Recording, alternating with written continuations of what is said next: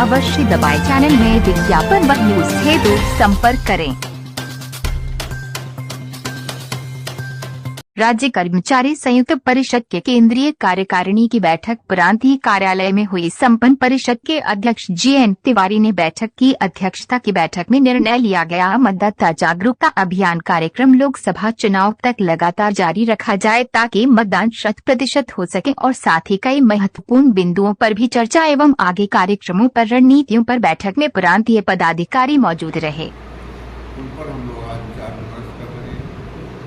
विशेषकर लोकसभा का चुनाव चल रहा है। लोकसभा के चुनाव में मतदाता जागरूकता अभियान का एक कार्यक्रम संयुक्त परिषद द्वारा चलाया जा रहा है। उस कार्यक्रम की भी हम लोग समीक्षा कर रहे हैं। लोकसभा का चुनाव एक महान राष्ट्रीय पर्व है और इस राष्ट्रीय पर्व में हमारा ये प्रयास है कि अधिक से अधिक मतदान हो।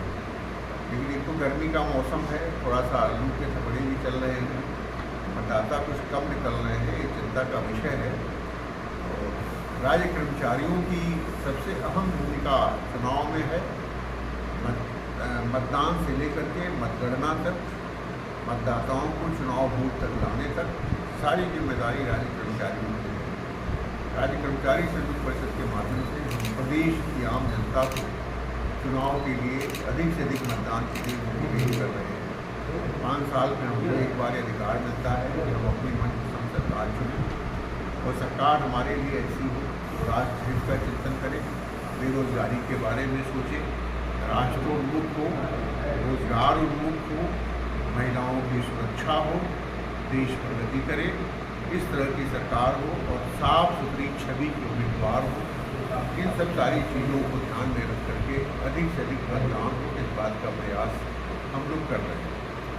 राज्य कर्मचारी संयुक्त परिषद प्रदेश के करीब 17 लाख कर्मचारियों का प्रतिनिधित्व करती है और 17 लाख कर्मचारियों की समस्याएं भी, समस्याओं पर हम समय समय पर मुख्य सचिव, अपर मुख्य सचिव नियुक्ति एवं कार्मिक से बात करते रहते हैं और वार्ताओं में जो निर्णय होते हैं उन पर आदेश भी हम लोग कराने का प्रयास करते रहते हैं।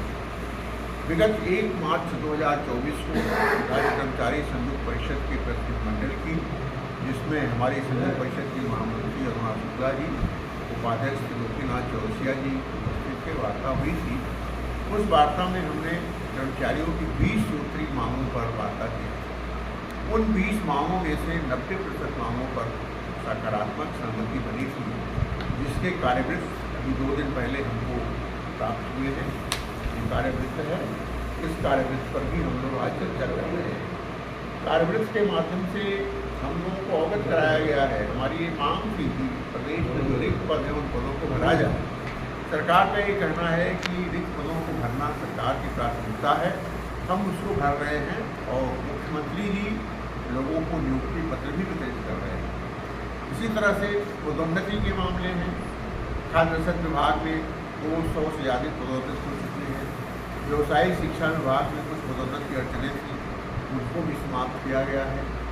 हमारे जो आउटसोर्स के कर्मचारी हैं उनको न्यूनतम मानदेय निश्चित करने के लिए हमारी मांग थी, उस पर कार्यवृत्त के माध्यम से हमको अवगत कराया गया है कि श्रम विभाग ने इस पर नीति का निर्धारण कर लिया है और जितने मानदेय पर काम करने वाले कर्मचारी हैं, आउटसोर्स के कर्मचारी हैं, आशा बहु हैं, आंगनबाड़ी हैं, चौकीदार हैं, रसोइया हैं, पंचायतों के सफाई कर्मचारी हैं, PRD जवान हैं, सबके लिए एक निश्चित मानदेय निर्धारित कर दिया जाएगा, उससे कम इनका भुगतान नहीं होगा। ये एक बड़ी बात है। आचार संहिता के कारण इस पर भी आदेश रुका हुआ है।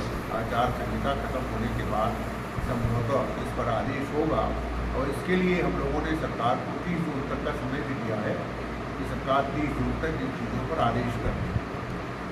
संविदा कर्मचारियों का भी नियमितीकरण है। समाज कल्याण विभाग में करीब 1100 संविदा शिक्षक हैं। वो विभिन्न सरकारी विभागों में विज्ञापित पदों के साथ एक चयन समिति के माध्यम से चयनित होकर के आए हैं। उनको सरकार 7वें वेतन आयोग के आधार पर संविदा राशि में संशोधन का लाभ दे रही है, महंगाई भत्ता भी दे रही है। उनको नियुक्तिकरण में शासन के सामने कोई कठिनाई नहीं है। 1 मार्च की वार्ता में महिला कल्याण विभाग के नारी मिशन शक्ति एक योजना है, उसके अंदर 200 महिला कर्मचारियों को निकाले जाने की खबर थी, जो उन्हें निकाल दिया गया है। हम लोगों ने वार्ता किया था और वार्ता में ये तय हुआ कि किसी भी कर्मचारी को निकाला नहीं जाएगा। अब एक खबर आ रही है कि वो नारी मिशन शक्ति की 200 महिलाएं जिन पर निकाले जाने की तलवार लटक रही थी, वो सब अपनी अपनी ड्यूटी कर रही हैं और फिलहाल उनके साथ कोई दिक्कत नहीं है। तो इस तरह के काम हम लोग कर्मचारियों के लिए करते रहते हैं, लेकिन अभी आउटसोर्स कर्मचारियों के लिए नीति निर्धारण है, संविदा कर्मचारियों का नियमितीकरण है, कुछ ऐसे संवर्ग हैं जिनकी वेतन में संगतियों पर भी निर्णय किया जाना है, हाउस रेंट में बढ़ोतरी का है, अस्थायीकरण है कर्मचारियों का, इस पर भी हम लोगों को काम करना है। सबसे बड़ी उपलब्धि जो हमारे सामने एक आई है आज ये आई है कि सरकार ने 19 अप्रैल को एक आदेश जारी किया है और उस आदेश में सरकार ने कर्मचारी संगठनों के अध्यक्ष, महामंत्री और सचिव को अधिकारियों से मिलने के लिए उनकी ड्यूटी आवर्स में छूट दे दिया है, उनको बायोमेट्रिक से छूट दे दिया है। अगर किसी अधिकारी से किसी संगठन के पदाधिकारी को मिलना है तो अपने विभाग में वो बताएगा कि हमको अधिकारी से मिलने आना है, उसको बायोमेट्रिक से छूट मिल जाएगी। वो अगर सुबह की बायोमेट्रिक में जाता है मिलने तो सुबह की बायोमेट्रिक से छूट मिलेगी, अगर दोपहर के बाद का समय है तो शाम की बायोमेट्रिक में छूट मिलेगी। कर्मचारी संगठनों के इतिहास में आज तक ये पहला आदेश है जो इस तरह कर्मचारी संगठनों को कर्मचारियों की मांगों को पैरवी करने की इजाज़त देता है। नहीं तो ज़्यादातर अधिकारी कर्मचारियों पर और कर्मचारी पदाधिकारियों पर ड्यूटी आवर्स के दौरान अंकुश ही लगाते नजर आते हैं। तो कुल मिलाकर के राज्य कर्मचारी संयुक्त परिषद प्रदेश के कर्मचारियों के हित में बहुत सारे काम कर रही है और आज की कार्यकारिणी की बैठक में उन सभी मांगों पर हम लोगों ने समीक्षा किया है और जिन मांगों पर थोड़ी सी दिक्कत है या चुनाव के कारण अभी उस पर निर्णय नहीं हो पाया है, उन पर हम लोगों ने सरकार को आज की बैठक में 30 जून का समय दिया है और 30 जून के बाद हम लोग मंडल स्तर पर मंडलीय सम्मेलन के माध्यम से कर्मचारियों को जागरूक करेंगे और यदि आवश्यकता होगी तो फिर अगस्त में आंदोलन की जरूरत पड़ेगी तो आंदोलन का भी निर्णय हम लोग लेंगे।